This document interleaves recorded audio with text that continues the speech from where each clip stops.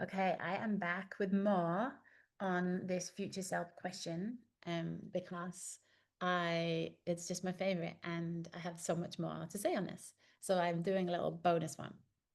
Um, and I wanted to invite you in to understand like my process with this started, I think around 5 years ago. I'm pretty sure it was 2020. It might have been a little before. I think it was 2020. And I came across this process called the Living Vision. And what it had me do was it had me go like 1 year from now, write the date on a piece of paper and create a journal entry that started with, I'm so grateful for. And it was like this past year I have. And in it, I didn't just articulate the things that I wanted to have created externally. That was part of it. So back then I was like building up my school. And I was planning on creating a life in Vancouver. And so I had these like very tangible external goals that I wanted to achieve and work on. And this vision had me talk about them as though it was already done. So I'm so grateful for my school. It's really flourishing. We've got like 10 incredible, amazing coaches in there who are creating wealth, creating impact. They're serving deeply. That, it was like I love being around this community and I see them uplifting each other. So it was like writing as though it had already been done, and then allowing myself to like get into the feeling of that, like really to be in the feeling of this is my experience, this is my lived reality. um and there was lots of things as my living vision evolved, because I would update this every year. There was lots of things around like living in uncertainty. And so it wasn't just about tangible action that I could take, but it was an internal state that I wanted to be coming from as well.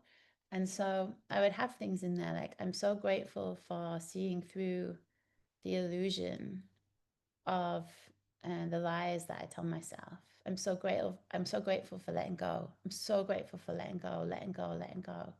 It's created so much spaciousness and aliveness inside of me that I couldn't see before. Um, so I was, I was creating that internal transformation as well, not just the tangible things. And I think the internal transformation is, super what I love working on with people, because that is what creates the tangible things. Um, so I can't tell you like how life changing this process has been, but it isn't like something to do and then just file away in a drawer. This is a really beautiful moment with it's something that you're creating from the heart, from possibility, within this like precious life that we have. How do I want to use it? How do I want to use life? How do I want life to use me? And so it's a slowed down process, and mine changes each year. Not massively all the time, but it it's an evolution, and I see how as I grow, the things that I had to be more intentional about, which is why they were in that living vision as a reminder and a devotion to like being this way now, not in a year, but now. Um, it was like an instruction manual for myself. And I see people create these, and then I'm like, where are they? And they're like, oh, it's in my notebook, hidden in like underneath 25 other notebooks, or I don't know what I've done with it. And it's the same with goals. We set the goals, we don't have them visible. They're not in our hearts, they're not in our minds. They're just like a to-do list, a transaction. And then we wonder why we're not creating them. So it's keeping things like this front and center. And I had this daily practice every single morning. There was just this beautiful moment with this document and my cup of coffee. And I would stand in my kitchen and I would just like connect with it whilst I was drinking my coffee and really, really invite myself into this being my life. And then if there was hard moments throughout my day, I would bring it back, like take it off the wall, put it on the desk, and I would connect again with it. And it invited the way I'd written it, it would invite me into courage.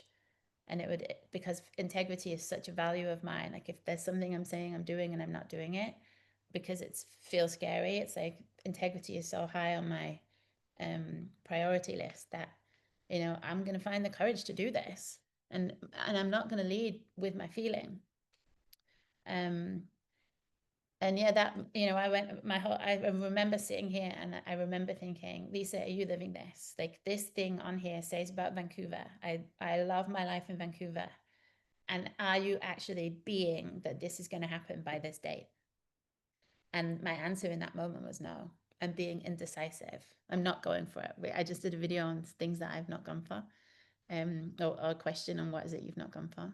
So I was sitting here, and that was a pivotal moment where I just made this decision, and I had a lot of fear around it. There, you know, it wasn't like the fear suddenly dissolved. I still had thinking about what do I do with my apartment, and can I afford to run two apartments, and what if I don't enjoy Vancouver, and you know, it's a really expensive place to live. And so I had a lot of thinking about it, but I just decided in that moment, this is what I want to create for myself, and I want to see if Vancouver is the place for me. And so I took each one of those fears and I worked on each one of those fears with my coach. And I remember, and in my own time, you know, like outside of sessions, I really was committed to seeing something new. And I remember saying, you know, like what would make it worthwhile? If it is a multiple thousands and thousands of pounds trip, what what would make it worthwhile? Um, and so I sat with that question, and then from there it really expanded, and I ended up living in Salt Spring Island, and I went to Byron Katie's retreat, and I went and flew to Phoenix and spent time with Steve Haddison, and so lots of things were birthed from this moment, sitting here and making a commitment to this is gonna happen in my life. It is, and it's my responsibility to take a look at how I'm blocking the flow of this, and seeing it in a different way. So, the living vision. Don't create one, don't keep it in a drawer, and come speak to me. I love talking about this stuff. I cannot tell you how much of a difference it's made for me. So come and speak to me if you want to create one in your life.